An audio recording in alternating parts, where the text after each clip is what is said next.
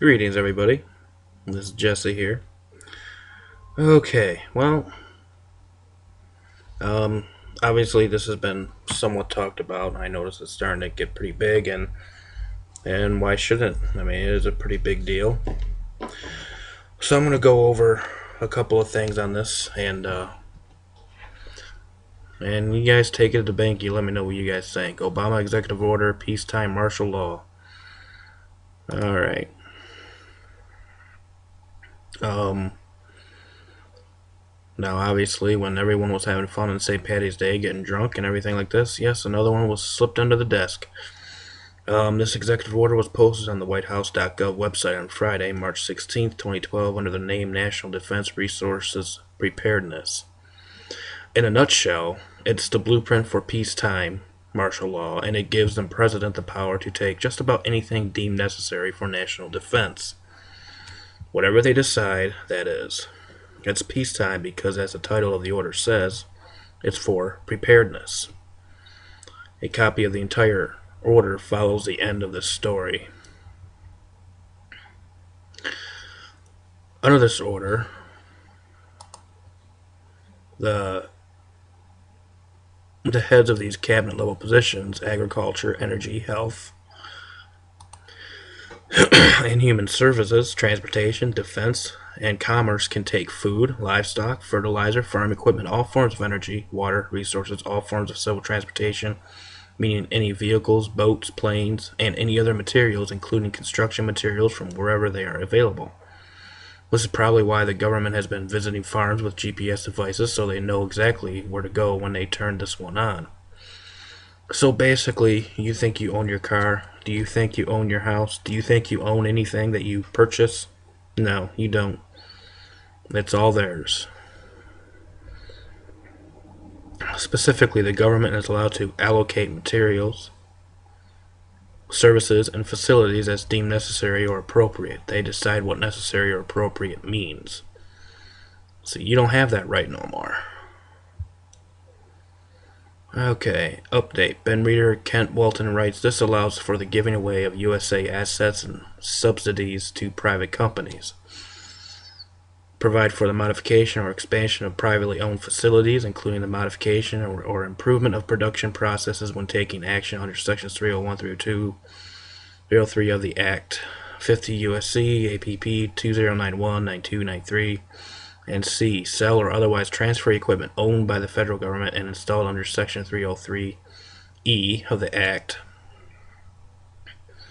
to the owners of such plants, factories, or other industrial facilities. So, you work in manufacturing, work in plants, you plan on starting a business, well, you ain't going to be starting no business without their approval. And you're going to have to go by their policies. And if you don't comply, well, then I guess you don't get to have your business. That includes the owners of current factories and everything like that. What happens if the government decides it needs all these things to be prepared, even if there is no war? You likely won't be able to walk into a store to purchase virtually anything because it will be requisitioned, rationed, and controlled by the government. Construction materials, food like meat, butter, and sugar, anything imported, parts, tires, and fuel for vehicles, clothing, etc., will likely become unobtainable, or at least very scarce. How many things are even made here in the U.S. anymore?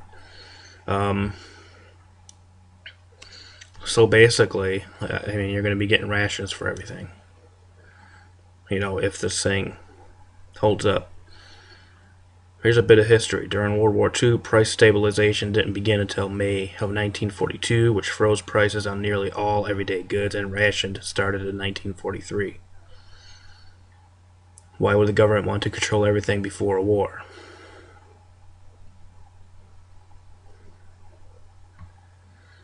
Here's what some gas station cards look like during WW2, World War II.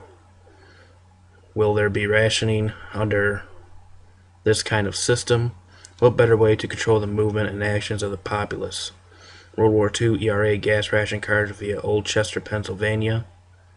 You couldn't go on vacation without a vacation pass. This is what it looked like basically.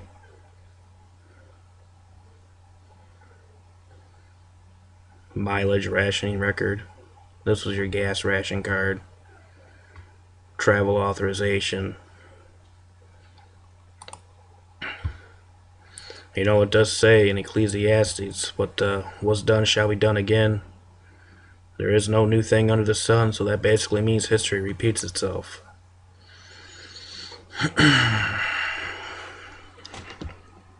And so, under this new executive order, cabinet heads are authorized to loan money, offer loan guarantees, and even subsidize payments at above market rates. No bid contracts for whatever they need. This could make Solyndra or Halliburton look like junior achievement. Nothing like a war would generate these kinds of huge profits for the corporate partners, and you can bet the bankers and contractors are already lining up for this one. Because under this order, no war is ever required. Hold on.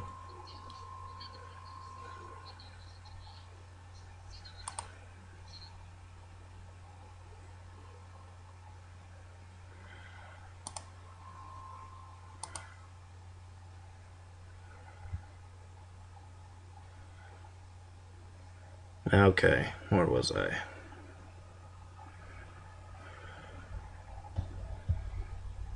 So,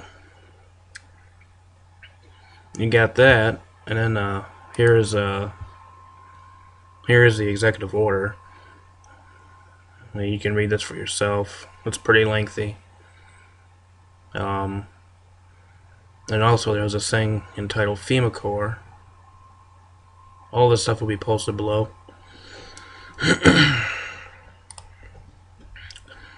And this was on March 13th, 2012, an innovative cost-saving partnership to strengthen disaster response and expanding opportunities for young people. Remember Hitler's Youth Brigade? Well, this is basically the same thing.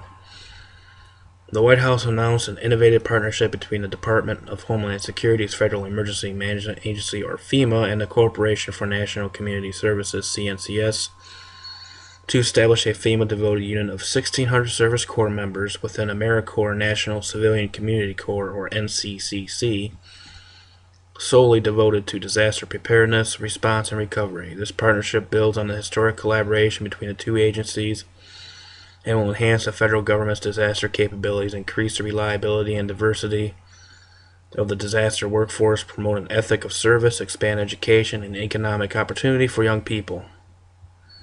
That's the key thing. And you can see a picture of a young one. Teenagers, 18 to 24. I mean, out, when this is masked, this all sounds good, but behind the mask, all you can think about is what it says in Scripture about the sons and the daughters betraying their parents and vice versa, all that kind of stuff. So that's that. And this is a 2-hour video that I highly suggest that you guys watch. It basically goes into huge detail of it covers everything what this executive order is about. Okay, and I really suggest that you watch this. I will put the link to this video below. Save it, do what you have to do, because I think it's very informative, and it really goes into deep detail of what this bill actually means, and they explain a lot better than I can. So, and one more thing here.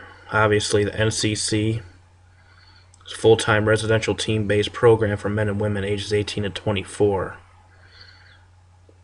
Serve at one of 5 regional campuses located throughout the United States: Perry Point, Maryland; Vicksburg, Massachusetts; Vinton, Iowa; Denver, Colorado; and Sacramento, California. Each campus focuses efforts on states within its region, but may travel to other areas in response to national crisis. Former campuses were located in Washington, D.C., Charleston, South Carolina, and San Diego, California. You go down and look at this pledge. I mean, this pledge should If you read behind the scenes, this pledge should actually make you wonder. I will get things done for America to make our people safer, smarter, and healthier. I will bring Americans together to strengthen our communities. Faced with apathy, I will take action. Faced with conflict, I will seek common ground. Faced with adversity, I will preserve. I will carry this commitment with me this year and beyond. I am an AmeriCorps member and I will get things done. Basically, it's turning your young people into little soldiers. You know the whole thing the whole Coney 2012 thing? Well, they're doing that to your kids here too. So, um,